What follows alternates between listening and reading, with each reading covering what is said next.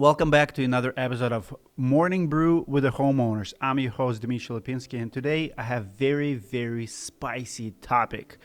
Today, I want to explain something that you hear a lot from contractors, but I think most people don't really understand what it means.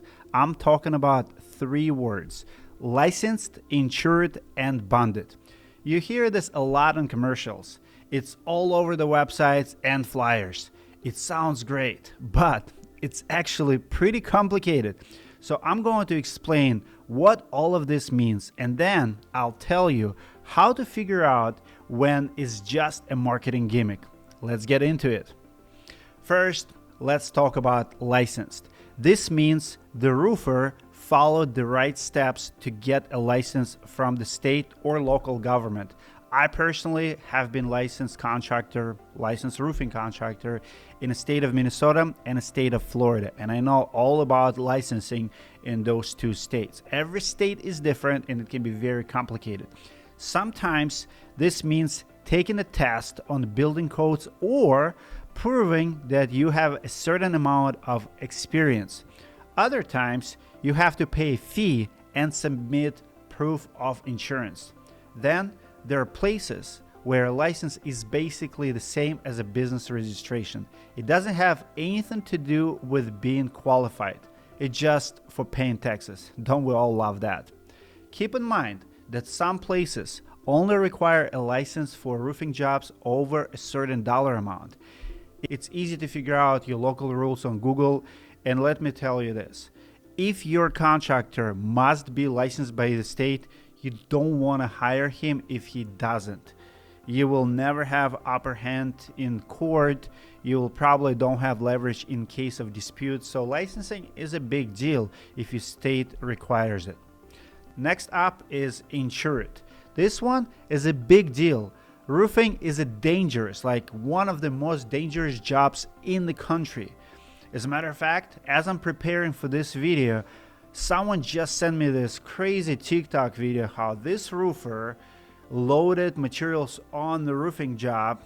We call them rooftop delivery. So they deliver materials on the roof and the entire roofing system collapsed. I'm talking about soffit, fascia, everything. As I'm watching this, I'm like, who's gonna pay for it? I hope they have enough insurance.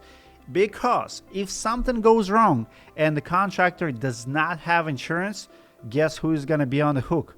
You guessed it, the homeowner. For that reason, every roofer should have two kinds of insurance. Liability covers damage to your home. Workers' comp covers injuries that happen on your property. Then brings me to number 3, bonded. This one confuses people the most.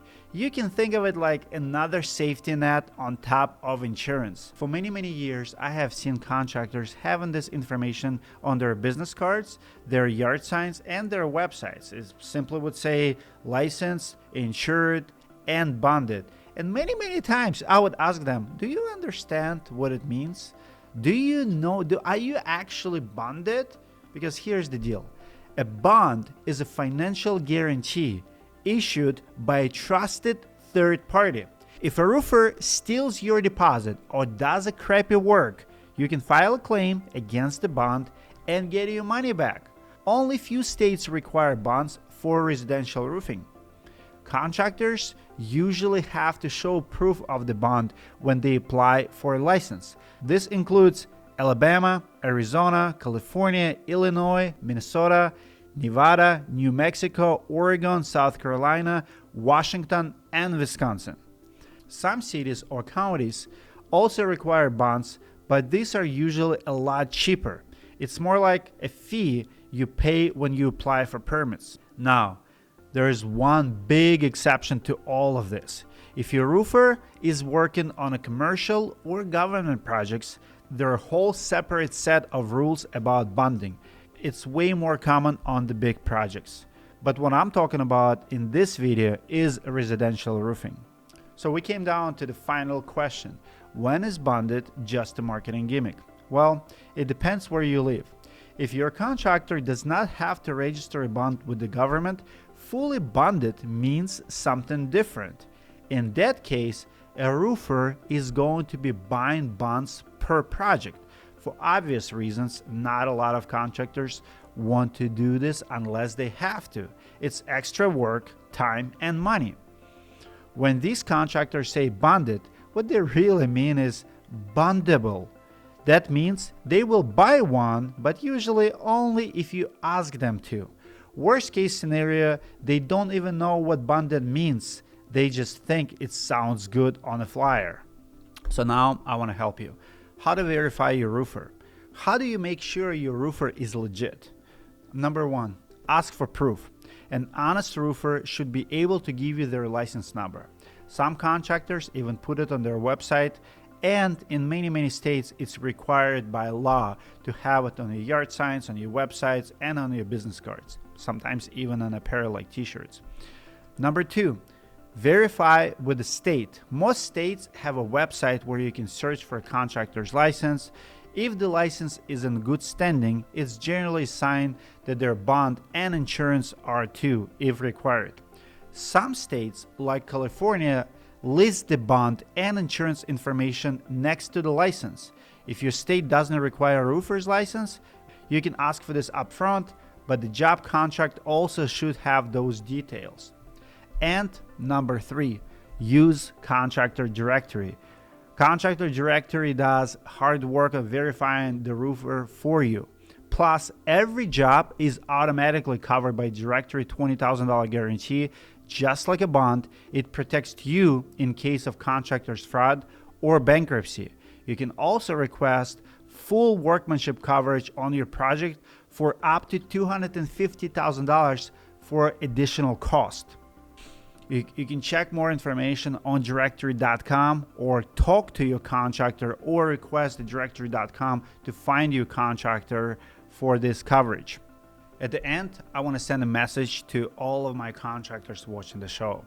If you don't understand something, don't put it on your website. Don't use it in marketing materials, especially if you have no clue what it truly means or how to get it.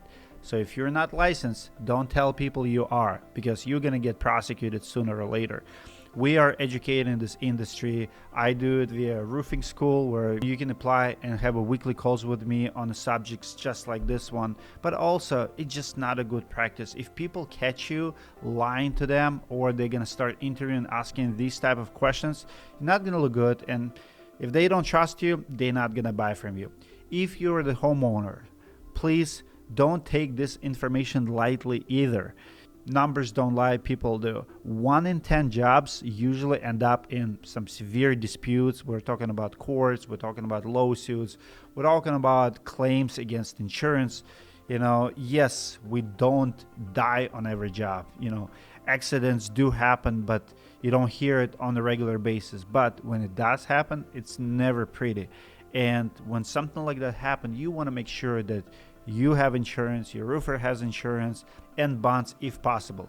If you have any questions on this topic to me, I'm going to put my information below, my phone number. You can literally text me, you can call me. I answer all of my texts. If you need my help, you can reach out to me direct or go to directory.com, schedule a meeting.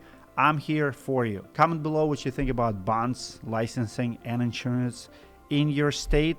I read all of my comments and I'll engage with you. Let's have a conversation. Let's continue educating the roofing industry, and I'll see you guys in the next video.